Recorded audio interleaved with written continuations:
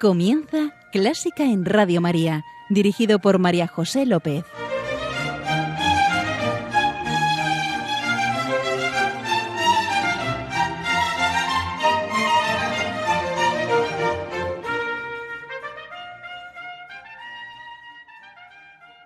Bienvenidos, bienvenidísimos a Clásica en Radio María, la música divina. Encomiendo este programa a la Virgen. Una vez más, sí, claro que sí. Y va por ti, Señora.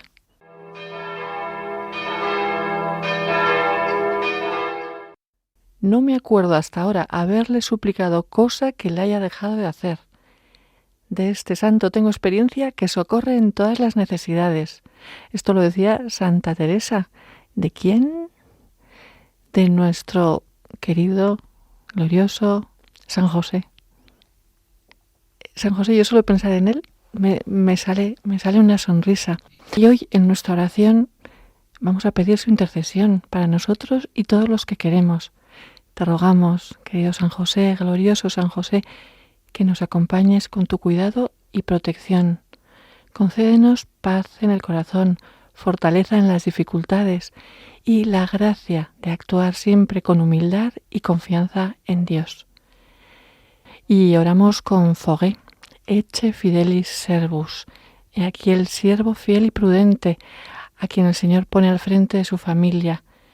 El justo crecerá y florecerá como el lirio para siempre delante del Señor.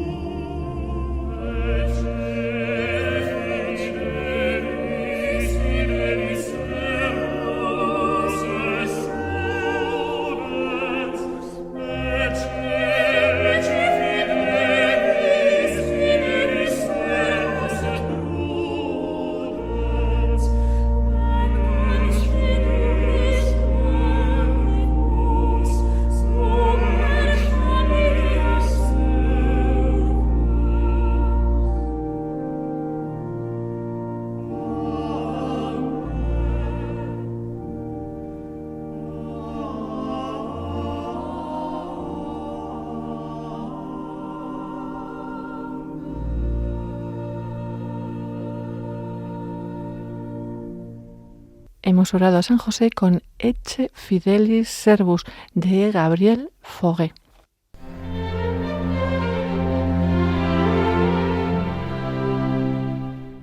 Y ya estamos aquí con nuestro invitado de hoy, Felipe López.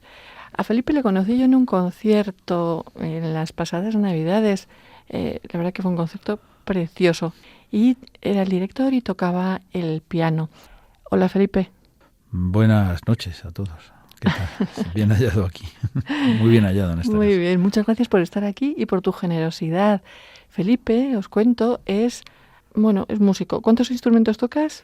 Distintos, realmente distintos. Yo creo que toco uno que tiene tres caras, porque sí. Los instrumentos de teclado son todos muy similares.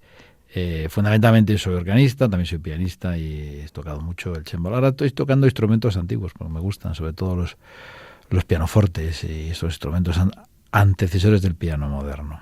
Felipe es un conocido intérprete de órgano y musicólogo e historiador. Pues sí, ambas cosas, sí. Yo realmente, aunque me inicié en la música como músico puro, luego siempre he tenido mucha atracción por la cuestión de la historia en general, de la historia del arte y la musicología, porque realmente, pues fui de los de las primeras generaciones que estudiaron esta materia en el conservatorio, estoy hablando de hace muchos años. Y porque es una forma de entender la música de otra manera, también quizá más profunda, más científica. Tú has celebrado conciertos con orquestas, ¿verdad? Has hecho programas de radio en Radio 2. Sí, yo estuve en más de una década colaborando con distintas orquestas sinfónicas, porque considero que la música, llegado a cierto momento en la vida, que la música es muy amplia, entonces hay géneros que te atraen. El género orquestal, sobre todo el género sinfónico, es algo que te atrapa, y a mí me gustó siempre. Es un trabajo duro, cualquiera que se haya dedicado a colaborar desde el punto de vista de los teclistas, pianistas, organistas con las orquestas, pues un mundo distinto al nuestro, ¿no? Pero es una necesidad, porque es lo más grande del arte musical. La orquesta sinfónica, las grandes agrupaciones orquestales y vocales, etcétera. Y trabajé varios años, de hecho todavía hago algunas cosas. Ya soy más mayor, entonces ahora pues viene gente más joven y hay que dejar paso, como es lógico, a la gente joven. Y sí, también hice programas de radio. Concretamente, el año 90 dirigí una serie de 14 programas en radio, entonces Radio Nacional de España, Radio 2, centrada en el aniversario del compositor franco-belga César Franck. ¿Por qué el órgano? El órgano es un instrumento vocacional en mi caso. Yo empecé estudiando piano, todo el mundo estudié piano y me gusta el piano, y tuve la suerte de tener un gran maestro del piano que me enseñó una técnica muy interesante que me ha servido para luego, a lo largo de mi vida, poder enfrentar cualquier problema técnico. Era Vicente Sánchez González, gran pianista.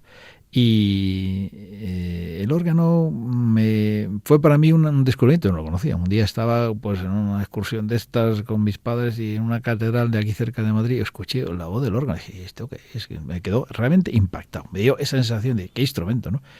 Entonces, es vocacional. El ser organista, pues bueno, luego pues... ¿Y cómo definirías el órgano?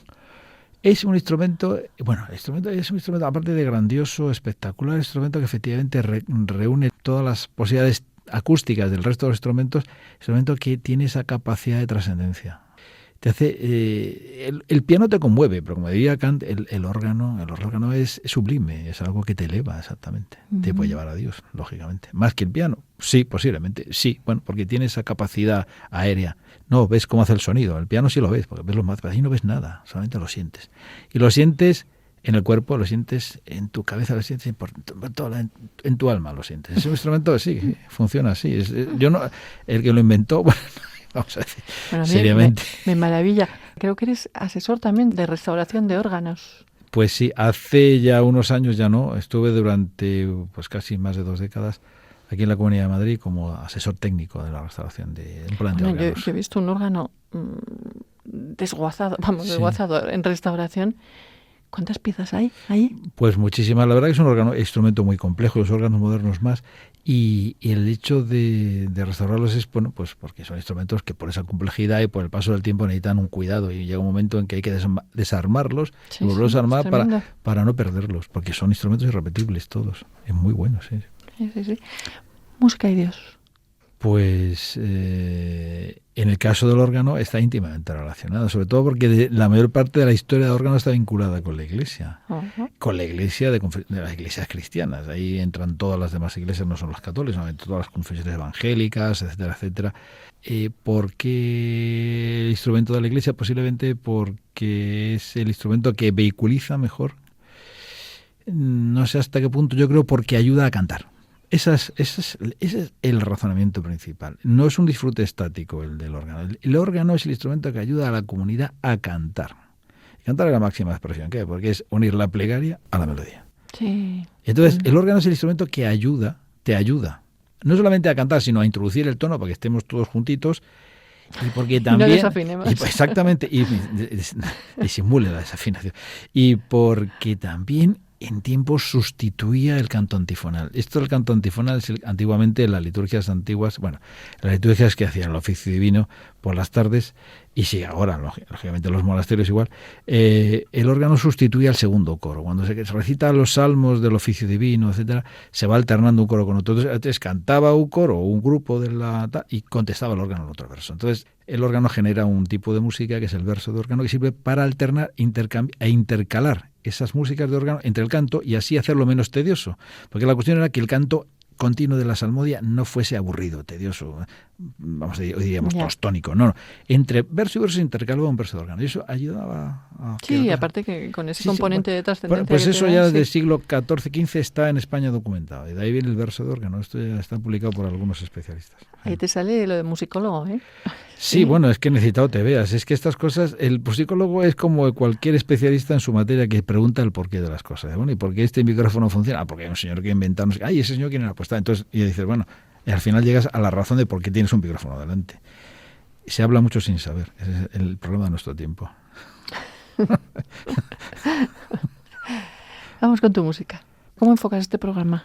Pues lo he enfocado a través de una serie de piezas en las cuales hay música de órgano, pero hay música de no órgano, como veremos. Y para comenzar, he seleccionado el arranque, o sea, el primer coro, que es el pórtico de la Pasión según San Juan, la Johannes Passion de Johann Sebastian Bach, del catálogo suyo 245, en una versión moderna, porque es una obra realmente impresionante. Cualquiera que la escuche verá que es algo, esa música tiene algo, ese pórtico marca algo que va a ocurrir tremendo. Si la escuchan profundamente verán que hay un continuo discurrir de los bajos, ese ritmo ostinato de los bajos, marcando siempre un ritmo repetitivo y sobre el cual el coro entra y grita 3 veces, Señor, Señor, Señor, y empieza la súplica. Un texto que ahora conoceremos qué es lo que significa. Esa es la primera pieza que considero que en el tiempo de Cuaresma es conveniente escuchar. El coro entona, Señor, Dios nuestro, cuya gloria es magnífica en todo el orbe. Muéstranos por tu pasión que tú, verdadero Hijo de Dios, has sido glorificado en todo tiempo, incluso bajo la mayor humillación.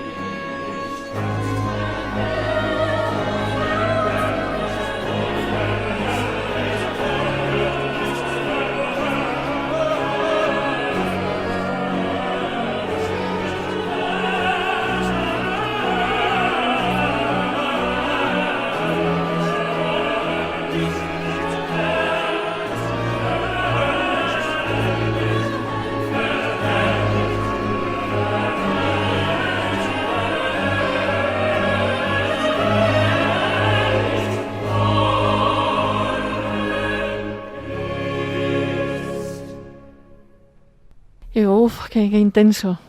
La verdad es que la obra esta tiene una intensidad continua, permanente, desde que comienza hasta que termina, que va increciendo. Luego parece que posa, pero vuelve otra vez. Entra el coro, entra el fugado, otro fugado. De repente las sopranos atacan arriba un la agudo y lo hacen perfecto. Entonces todo eso crea un ambiente trágico y al mismo tiempo desgarrador de algo importante va a ocurrir. Por eso es el pórtico del resto de la pasión. Y ahora entra un evangelista y empieza a contar la narración evangélica. Esta es San Juan. Esta es San Juan, sí. ¿Y qué dirías en relación a San Mateo? Es una pasión, desde el punto de vista musical, más económica en medios, más pequeña, menos, digamos, aparatosa. La otra está pensada para doble coro, está compuesta en otra época. Quizá, desde el punto de vista musical, y yo creo que incluso, vamos a decir, estético, teológico, esta es mejor. Para mí, personalmente, para muchos, igual. Sí. Pues la escucharé porque la he escuchado muy poco, la verdad. La Pasión de San Juan, nada más, tiene obras, realmente tiene momentos realmente memorables. O sea, tiene cosas que no están... San Mateo tiene cosas maravillosas, por supuesto, pero esta es una obra anterior, es una obra más fresca, en ese sentido, y más con menos medios dice más, quizá transmite más y es menos aparatosa. Y esta obra, justo, es totalmente la contrapartida, digamos, el lado opuesto de la que viene después. Esto es una forma de llamar Herr al Señor, pero de una manera mucho más amable. Y es una versión de un coro que viene de una cantata, en una versión para órgano, el Wachet auf, ruf uns die Stimme. Escuchad que la voz nos llama. Bueno, es en versión de órgano. Escuchad que la voz nos llama, eso es lo que dice. Es lo que dice, sí, exacto. Entonces es una forma también parecida, pero distinta. Musicalmente y, bueno, y estéticamente distinta, pero es del mismo compositor y por eso la he seleccionado también. Esta vez oiremos el órgano, sí.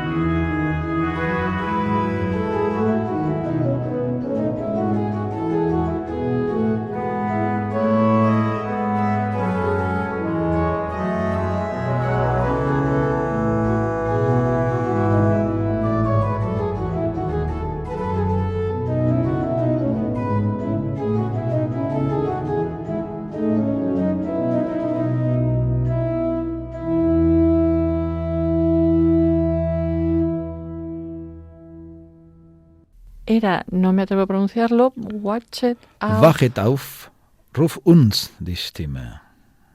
Despertad. Despertad. Nos llama el Señor. O levantaos. Sí. La voz del Señor nos llama. Y la versión que escuchábamos era del organista Wolfgang Scherer, un magnífico intérprete del que yo conozco. Es hermanito mío. Somos discípulos del mismo maestro. Y eso es lo que tiene la culpa, que yo fuese a estudiar a Alemania con el mismo maestro. Ella es un organista maduro, pero tiene un encanto especial, como habrán podido... bueno, es una obra que es conocida, les aseguro que les ha sonado a más de uno, pero esta forma de este hombre de tocar en un órgano histórico, que es donde lo ha interpretado, es algo distinto a otras que hay por ahí en el mercado, bueno, no menos valiosas.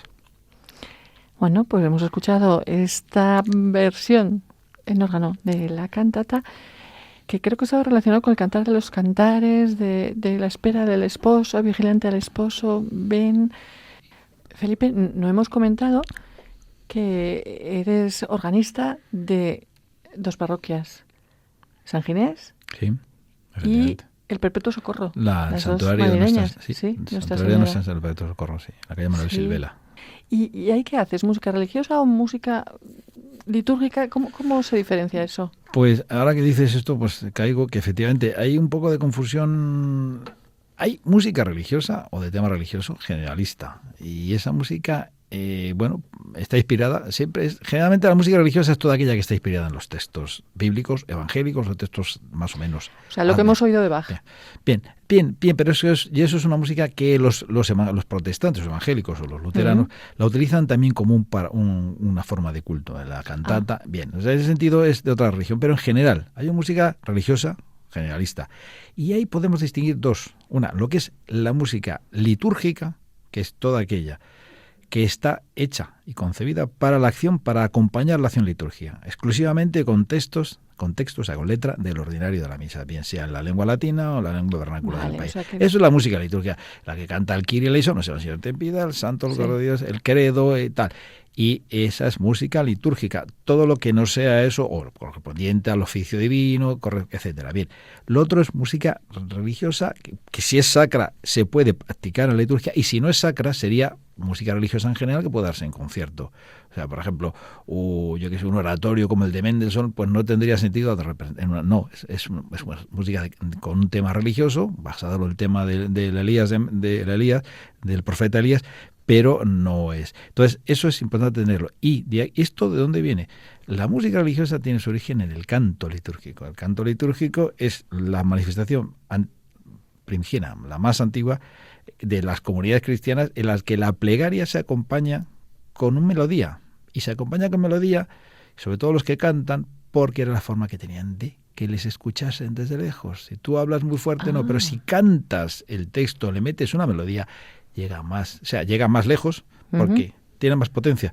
Y ahí está digamos así, con de rotulador gordo, como dice un maestro mío, una explicación para este género que, llevaría a los grandes especialistas pues unas páginas del libro. Bueno, ¿y seguimos con órgano? Seguimos con otra obra más, en este caso será un fragmento, porque la obra es muy larga, a lo mejor no sabe, de una de las grandes tocatas, de la tocata concretamente y fuga, en este caso solo la tocata en fa mayor del número de catálogo 540. Esto no se canta, como podréis ver. No, esto no se canta, esto es música pura de Bach y en este caso pensada para órgano. Pero es una obra que tiene un poder y lo mismo que escuchábamos de otra manera distinta en el primer coro, este hombre es capaz de mantener durante mucho tiempo esa tensión a lo largo de una obra sin que te llegue a cansar, porque aquí es otro contenido, es música pura posiblemente para el instrumento y simplemente lo que busca es dar un preludio que suene en fa mayor, porque lo que va a venir después posiblemente esté en el mismo tono. Entonces, por lo tanto, así el pueblo que está escuchando se familiariza con la tonalidad.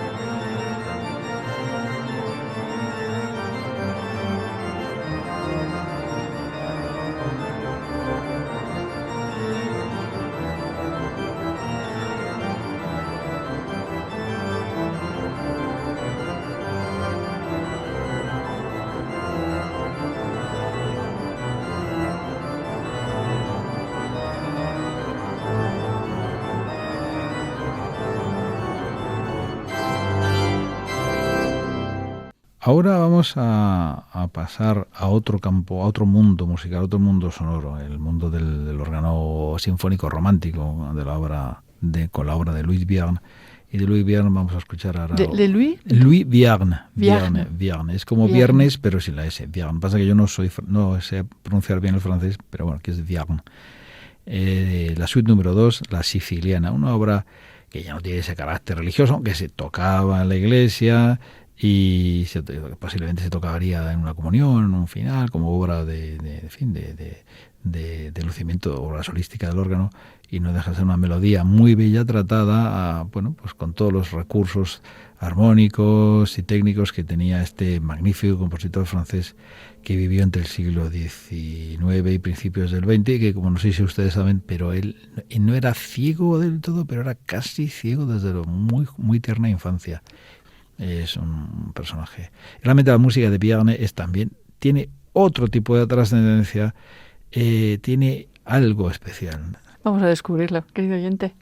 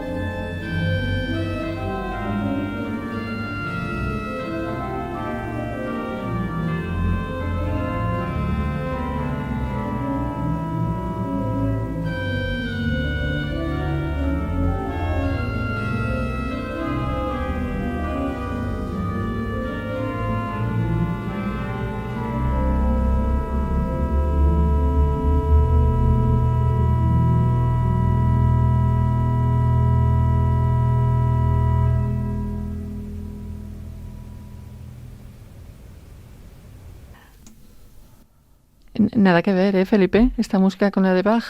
Es un lenguaje distinto que ha evolucionado, ha pasado por un clasicismo, un romanticismo y llega un momento en el cual el órgano se convierte en una orquesta y tiene esos efectos tremendos, ¿no? Y juega con la acústica, juega con una serie de registros más modernos. Y en la misma línea tenemos esta otra pieza que vamos a escuchar, que es más breve, las Náyades. También pertenece a las suites de Louis Vigan, las grandes suites para órgano sinfónico. Aquí ya no tenemos un tema, un motivo. ¿Quiénes son las Náyades? Pues dicen que son las ninfas, son una especie de sirenas o hadas que pululan por ahí. Bueno, ese tipo de personajes mitológicos están presentes mucho en el mundo del órgano, del gótico. Y sobre todo el gótico francés, esto lo sabemos, ¿no? Entonces aquí Vierne, el hombre no era nada, todo lo contrario, era una persona de una fe tremenda y un gran cristiano. Entonces, pero bueno, era una cosa con la cual veían todos los días en la catedral. Bueno, pues escribió una obra para representar a esos seres. Las gárgolas y las... Corren por ahí, por las bóvedas, como veremos.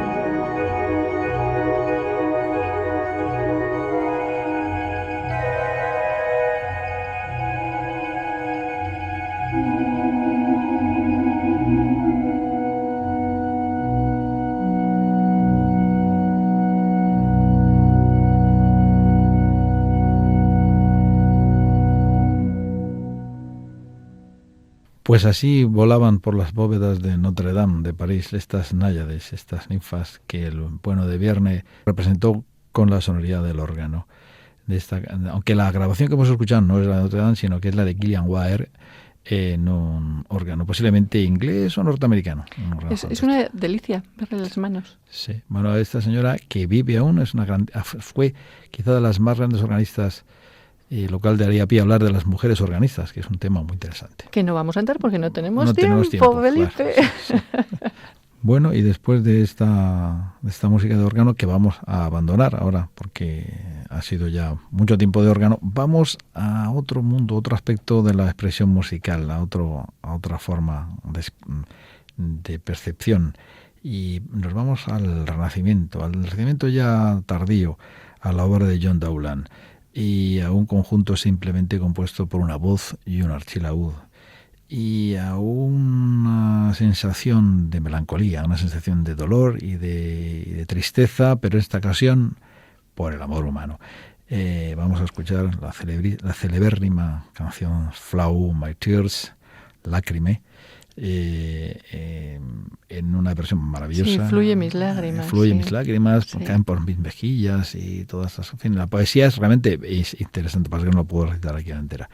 Y con esto cambiamos no solamente de momentos, sino de ese tipo de percepción de cómo la música es capaz de también crearnos esta tensión y esta sensación de no solamente de melancolía, sino de dolor a través de una sencilla música, muy fácil, muy sencillita, muy clarita.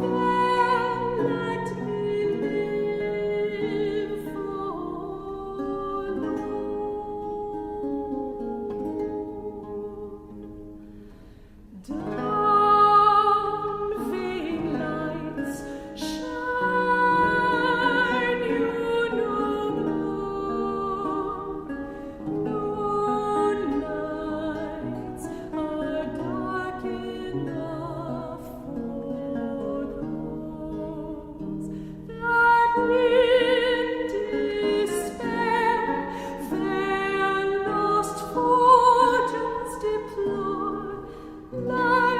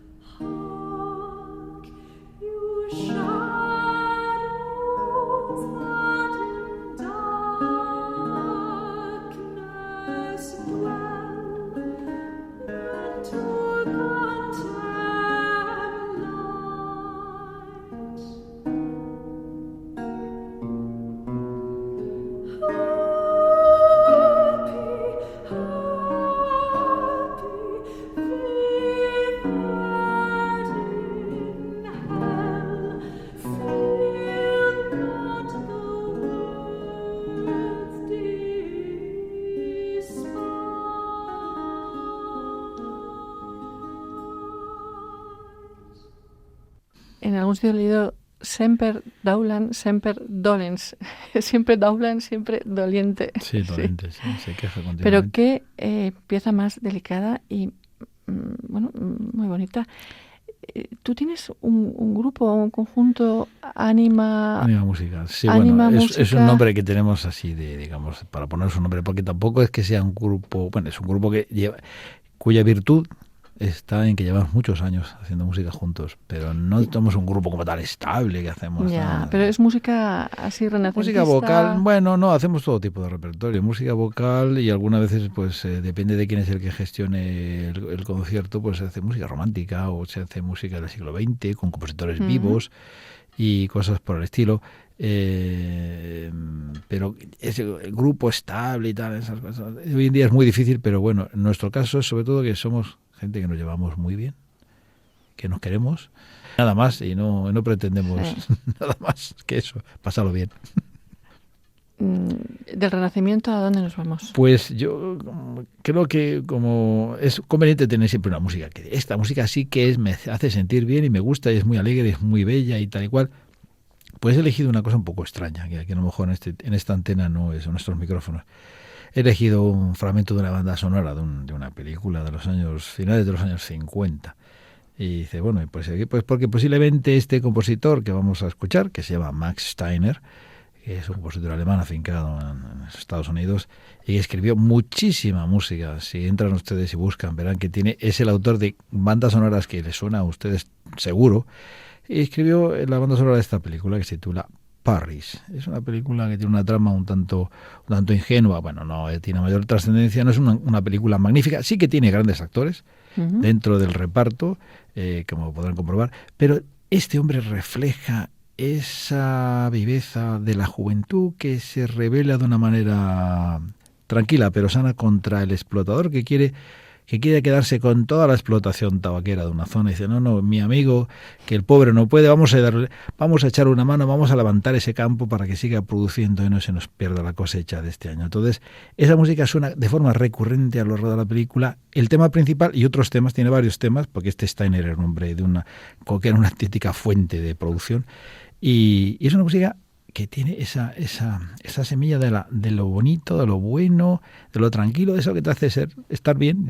Qué bonito. Y no tiene mayor trascendencia, pero está muy bien escrita. O sea, es música de calidad. Y eso es lo que ahora de repente nos vamos al siglo XX y escuchamos esto. Sí, sin saber cómo. Sí. Aquí estamos.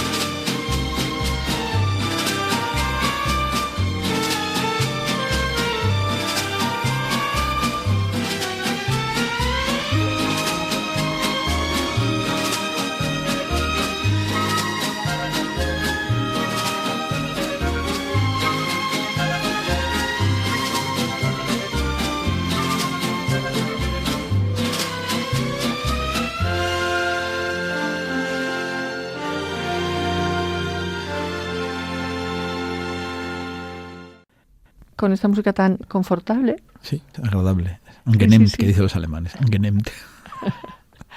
Nos vamos a...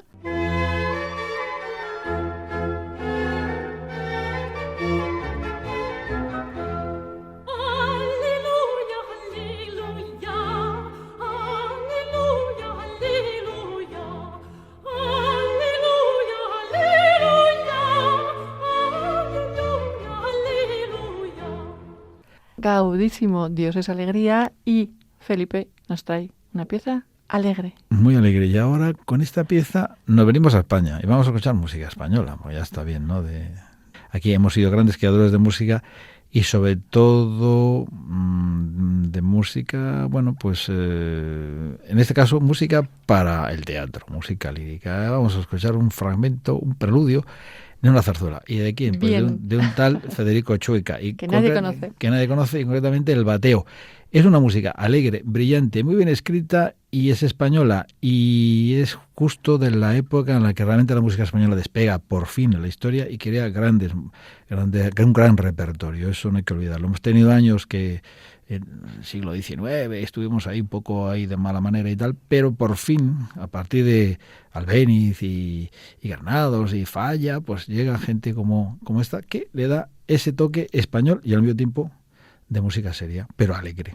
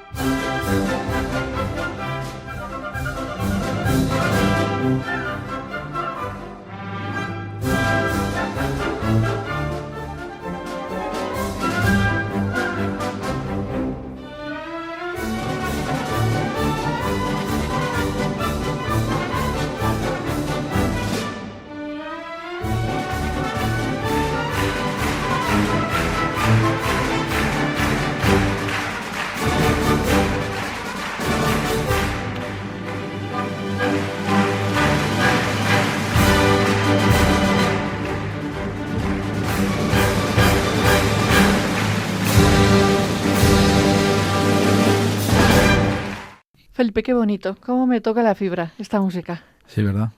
Es realmente la música española. ¿Cuántos temas? ¿Cuántos temas distintos y qué bonitos todos, ¿verdad? Oh. Y qué diversos, sí. Sí. La creatividad española es formidable, no lo hay igual. Pues, queridos oyentes, con esta pieza tan preciosa nos tenemos que despedir dando gracias, muchísimas gracias a Felipe López, que ya hemos dicho que es gran organista, Bueno, musicólogo, historiador, hace de todo. Muchas gracias, Felipe. gracias a ti, María José, y a Radio María por invitarme. Me tenéis cuando queráis, no hay ningún problema. Encantados, ¿verdad que sí? Ha sido un placer poder comentar esto con vosotros y hacer este paseo rápido por tanta cantidad de estilos musicales, como decíamos al principio, pero pasando de la música de un sitio a otro, de la música divina a la música humana, y de la humana hemos terminado pues a la música de simplemente alegría y bienestar. Eso, ole. Eso. Gracias, señor, gracias, señora. Querido oyente, muchas gracias por estar ahí. Ya sabes que puedes volver a escuchar este programa en el podcast de Clásica en Radio María y que estamos a tu disposición en Clásica en Radio María 1@radiomaria.es. Queda con Dios, queda con la Virgen, que nos guían y nos guardan. Y un beso muy fuerte. ¡Mua! ¡Mua! Hasta luego. Hasta pronto. Adiós.